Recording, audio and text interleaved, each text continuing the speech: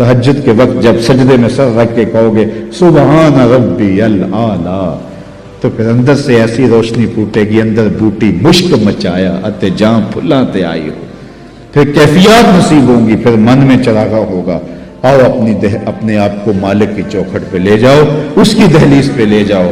تو کہا ہر جان یہ دیکھے اس نے آنے والے کل کے لیے آگے کیا بھیجا ہے۔ پھر کہا واتقوا اللہ، اور اللہ سے ڈر جاؤ، پھر دوبارہ وہی تلقین کی۔ پھر ارشاد فرما ان اللہ خبیر بما تعملون، جو تم کرتے ہو تمہارا رب اس سے باخبر ہے، تم اس کی نگاہوں سے پوشیدہ نہیں ہو۔ آج کہیں لکھا ہوتا نا خبردار کیمرے کی آنکھ دیکھ رہی ہے، تو لوگ سیدھے ہو کے بیٹھ جاتے ہیں، کیمرے کی آنکھ دیکھ رہی ہے۔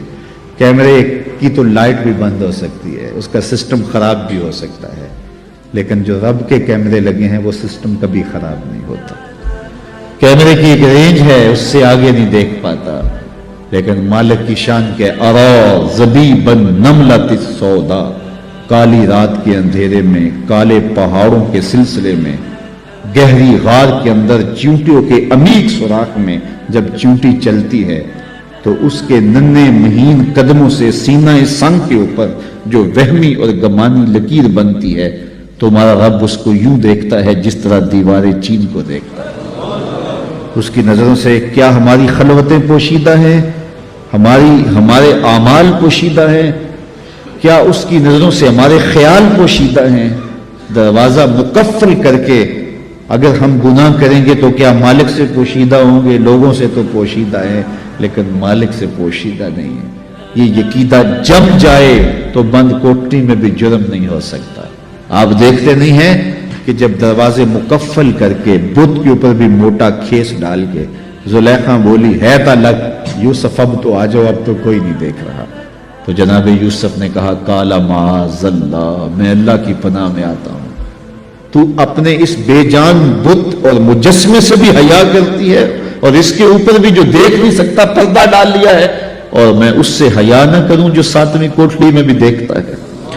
پھر اتنی روشنیاں برستی ہیں کہ گناہ کا تصور بھی محال ہوتا ہے، اور یوسف بھاگتے ہیں تو اللہ دروازے کو شادہ کرتا چلا جاتا ہے۔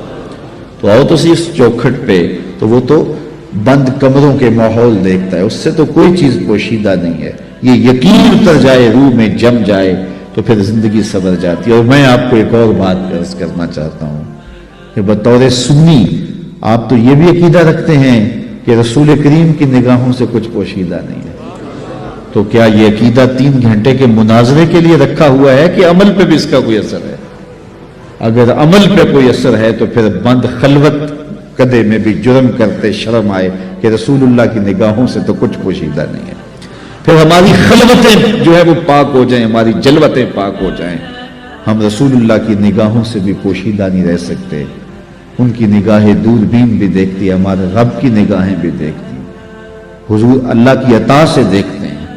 تو جب یہ عقیدے جم جائیں گے، روح میں اتر جائیں گے، تو زندگی میں نظم پیدا ہو جائے گا۔ جہاں کوئی سیکورٹی نہیں پہنچتی، کوئی عقیدہ نہیں پہنچتا، کوئی جو ہے وہ کیمرہ نہیں پہنچتا، وہاں یہ عقیدہ پہنچتا ہے ان اللہ خبیر بما تعملون، جو تم کرتے ہو تمہارا رب اس سے باخبر ہے۔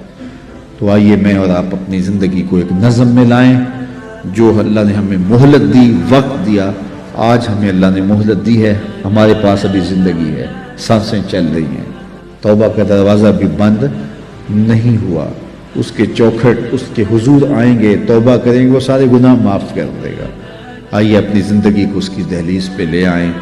بہت وقت ہم گزار چکے، لیکن جو وقت باقی ہے اس کو مالک کے لیے گزاریں، ایک ایک سانس اس کے نام کر دیں، اس کے محبوب کی اطاعت کو، فرما برداری کو شعار زندگی بنا لیں۔ اللہ اپنی رحمتوں کا سایہ عطا فرمائے۔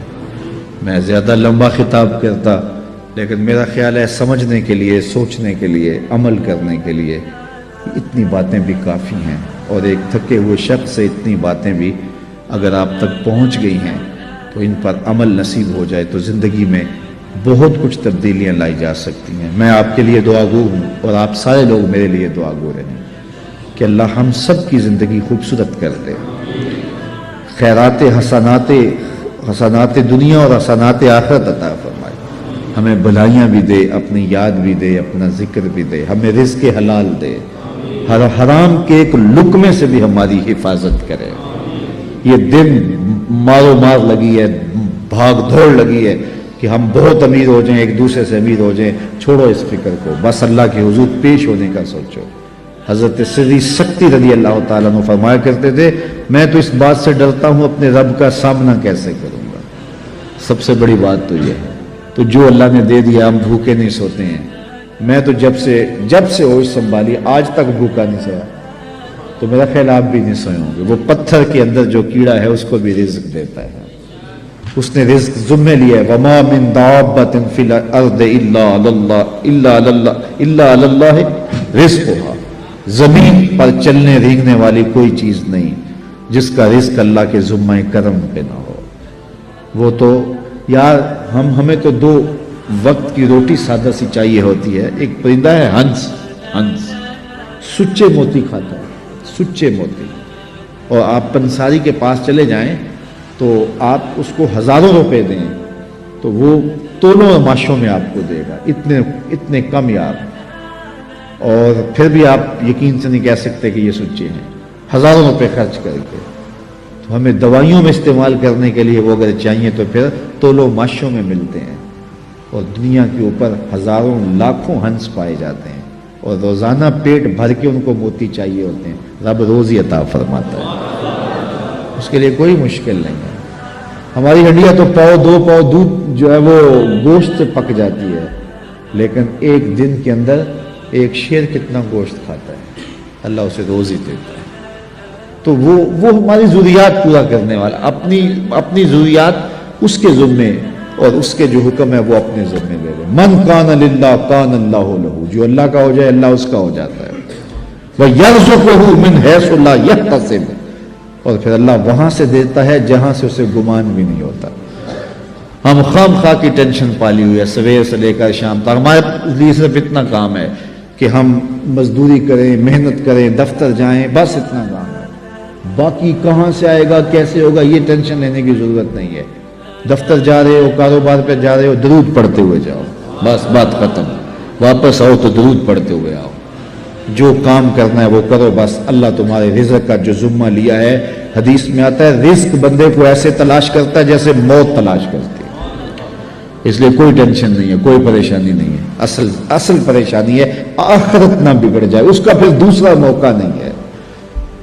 3 سوال ہوں گے قبر میں، 3 سوال ہوں گے، وہ پہلے سے بتا دیے یہ ہوں گے، من ربو کا، ما دینو کا، ما کنت تقول فی ھذا الرجل، تینوں پہلے پیپر پہلے ہی آؤٹ ہو گیا، پہلے بتا دیا، تیاری کر لو۔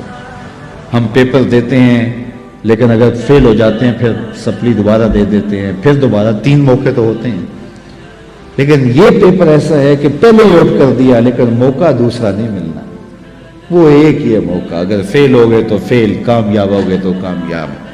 اس لیے اتنی سہولت دی، پیپر بتا دیے، پیپر کیا آئے گا، اس کا جواب کیا ہوگا، سب کچھ بتا دیا، اور پھر کہا اب اس کی تیاری کر لو، اگر کوئی نکما اب بھی فیل ہو جاتا ہے پھر کوئی دوسرا چانس نہیں ہے، کوئی سپلی نہیں ہوگی، بس پھر جو فیل جو کامیاب۔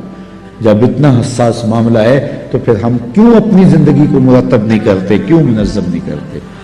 اللہ تعالیٰ جل شانہ آپ سب پر اپنی رحمتوں کے سائے نازل فرمائے، اور اللہ مجھے بھی آپ کو بھی اپنی کرم نوازیوں کے حصار میں رکھے، دنیا آخرت کی بلائیاں ہم سب کا مقصود۔ امام شافعی کہتے ہیں جب میں امام مالک کے پاس پڑھنے گیا تو ان کی ایک ہی ادا مجھے کھا گئی، اور میں نے کہا نوکری کروں گا ساری زندگی شخص کی۔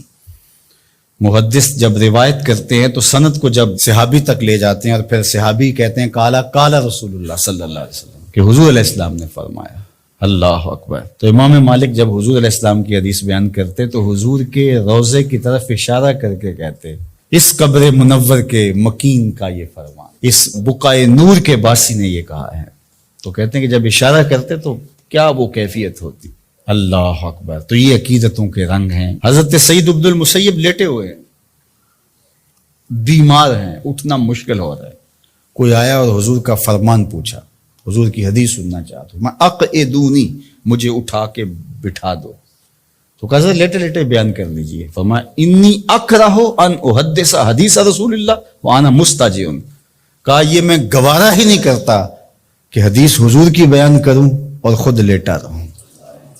امام مالک کی دہلیز پہ اگر کوئی شخص آتا تھا تو اسے پوچھتے تھے کیا کام ہے. اگر وہ کہتا کہ میں حضور علیہ السلام کی حدیث سننی ہے آپ سے, تو فرماتے کہ پھر تھوڑا انتظار کرنا ہوگا, مجھے غسل کر لینے.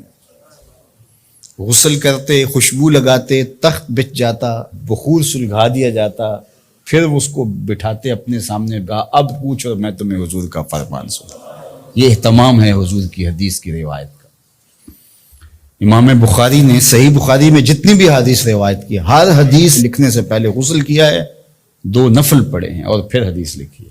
ہر حدیث کے ساتھ یہ اہتمام کیا ہے. آج تو بے ادبی ہمارے رویوں میں آ گئی.